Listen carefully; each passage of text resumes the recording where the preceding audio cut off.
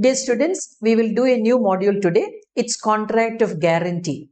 Contract of indemnity and guarantee are related, but we are going to see the distinction between indemnity and guarantee in this module. So you will be able to understand the distinction also. These are interrelated terms, indemnity and guarantee, but it's better to understand the distinction also. Now the definition, as per section 126 of the Indian Contract Act 1872, a contract of guarantee is a contract under which a person discharges liability on behalf of a third party who is at fault. That is the definition. Now what is guarantee? Guarantee is very familiar with the banking term. See, if I want to take a loan, that bank will not give me a loan just like that. I have to give two guarantors. So usually if it's housing loan, vehicle loan and all, we give the family members as the guarantors because third parties will not be ready to take the guarantee. If I make default in payment, the guarantor or the surety is giving the assurance to the bank that he will repay my loan. So that is quite a risky thing. So usually banks, now the policy is they will take the family members as surety. But this is possible. Third parties can also come as surety, but we don't know how far that surety will be taking a risk. So parties to the guarantee, there are three parties. One is surety. Surety is the person who gives the guarantee to discharge the liability of the person at default. The person who took the loan from bank, if he has not paid, surety, whoever it is, maybe family member, third party, friends, relatives, anybody, they are giving the guarantee that he will repay. Second is principal debtor, is the person in whose default surety promises to act. That means that is the person who took loan from the bank. Now creditor is the bank giving the loan. Whichever bank, that will be the creditor. Now features of a contract of guarantee. Guarantee can be oral or written, but usually it will be a written contract. Otherwise, it has no legal validity. Now, it should be a valid contract. We know that there are 10 essential elements to be completed to make a valid contract. So, that is an important thing. Now, principal debtor and surety. So, principal debtor is the person taking the loan and he is giving the surety to the bank. Now, consideration need not be direct. See, sometimes there may not be any family members between principal debtor and surety. They may be colleagues, they may be friends, anything. It is not necessary that there is a consideration involved also. Sometimes to help a person, they are becoming the surety. Now, surety's consent should be voluntary. You cannot force a surety to be a guarantor for a loan or any other agreement. It should be voluntarily accepted by the surety. Now, we are going to see the difference between indemnity and guarantee. These terms are interrelated. So, definition, if you see, indemnity is defined under section 124 of the Indian Contract Act, whereas guarantee is defined under section 126 of the Contract Act. Now, number of parties. In the case of indemnity, there are only two parties, indemnifier and the indemnified person or the indemnified party. In guarantee, there are three parties, creditor, principal debtor and surety. Now, number of contracts. In the case of indemnity, there is only two contracts. That is, that between the principal, between the indemnifier and the indemnified party, and whatever the guarantee they are giving or whatever the company they are taking the indemnity. Whereas, see, in the case of guarantee, there are three contracts between creditor and principal debtor, between principal debtor and surety, between creditor and surety. There are three contracts. Now, the objective. In the case of indemnity, the objective is to protect the potential loss. Anything happens in an agreement between principal and agent. If something happens to the agent while doing the business on behalf of the principal is giving the assurance that he will compensate the loss. Whereas in the case of guarantee, creditor gets the guarantee from the surety and principal debtor. Creditor is the bank is getting the guarantee from the person who's taking loan and the guarantor also. Now, liability, in the case of indemnity, indemnifier has the primary liability. The indemnified party is not having the primary liability. Whereas in the case of guarantee, primary liability is for the principal debtor. It's his duty to repay that. If he fails to repay, surety will become liable. Now, recovering the loss. Indemnifier cannot recover loss from anyone. Whereas in the case of guarantee, surety can recover from the principal debtor. Imagine principal debtor defaulted payment and surety made the payment. That meaning later surety will collect the amount paid to the bank or wherever that agreement, as per the agreement, wherever he made the payment, he will collect it back from the principal debtor. Now, we are going to see the difference between indemnity and insurance. Indemnity and insurance meaning indemnity, agreement to cover the potential loss. Anything, see, main thing is the principal and agent relationship.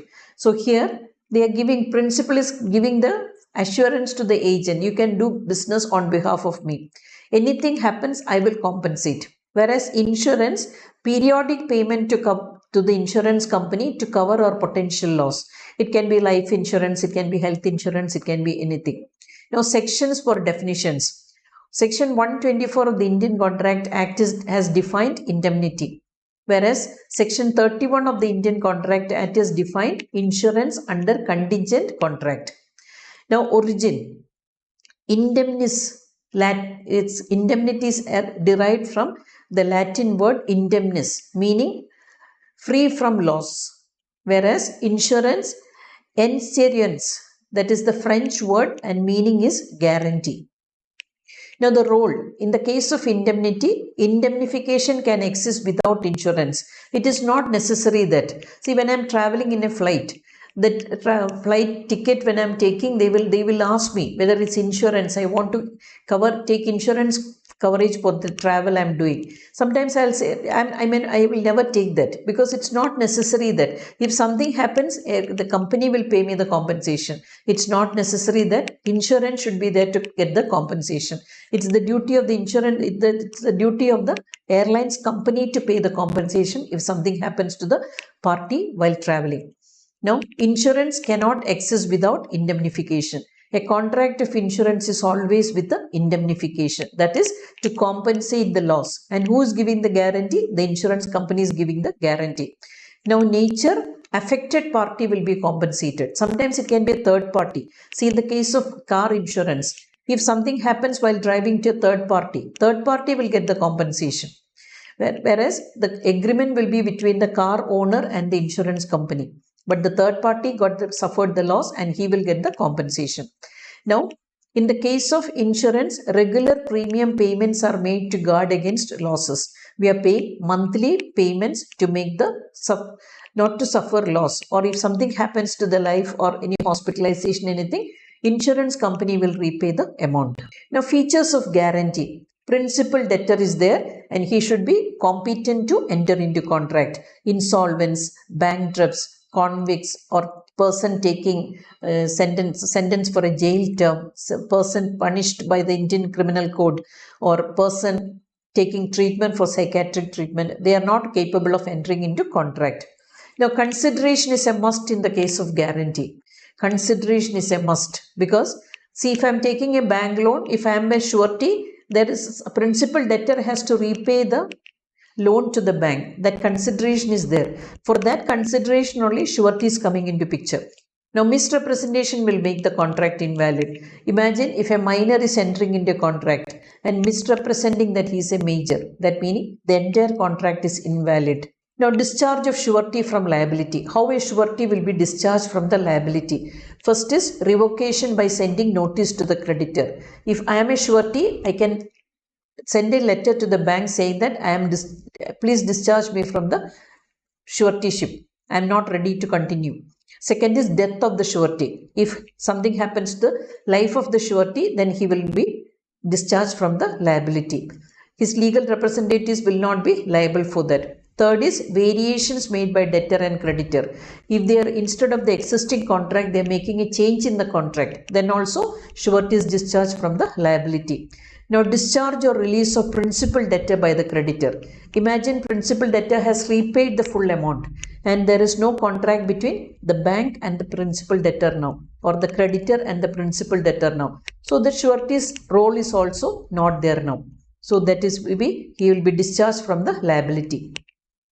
Now, rights of surety, we are going to divide into three. One is rights against principal debtor, rights against creditor, and rights against co-sureties. Rights against principal debtor. Surety has creditor rights against the principal debtor. That meaning, imagine the surety is made to pay on behalf of principal debtor. At a later stage, he can collect the amount paid from the principal debtor. Second is right to indemnity. Implied obligation on principal debtor to defend the surety if he is not able to make the payment. Say for example, COVID, he lost the job or anything like that, he is not able to pay, he has to protect the rights of the surety. That's an implied arrangement or agreement between the principal debtor and surety. He cannot make blindly surety make the payment. Next is rights against the creditor. Creditor is the bank.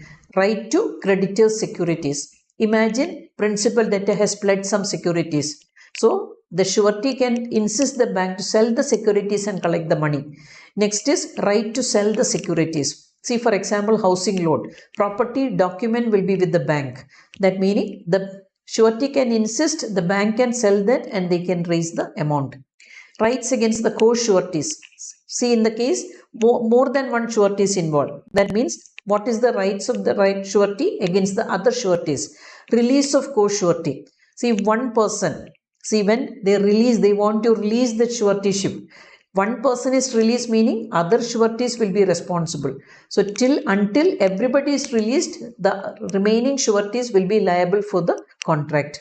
Next is right to contribute. That meaning, if one surety has contributed, they are taking joint responsibility in the case of co-suretyship. That meaning, if one person has contributed, one surety has contributed on behalf of everyone, it is the duty of others to contribute their share. That is the right against the co-sureties. So this is what I wanted to explain in this module. Thank you.